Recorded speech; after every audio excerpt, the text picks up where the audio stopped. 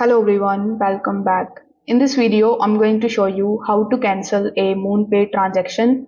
Now, many people get confused when their order is pending. So let's go step by step into it. First of all, you need to launch your Moonpay account.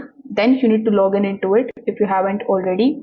Once you are inside your Moonpay dashboard, you are going to see your profile icon and your username here on the top. So when you click on it, you need to simply tap on the option of settings.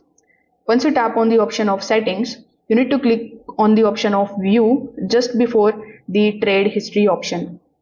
So when you click on it, you will be redirected here on the website of Moonpay in your web browser. So here on this page, you will see all of the transactions that you have made previously, and it is also going to show you whether there is any transaction that is still pending.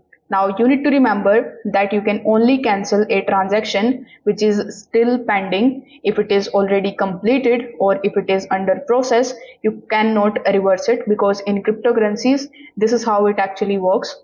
If the transaction is pending, only then you will be able to cancel it. So here you need to select that particular transaction which is pending and which you want to cancel.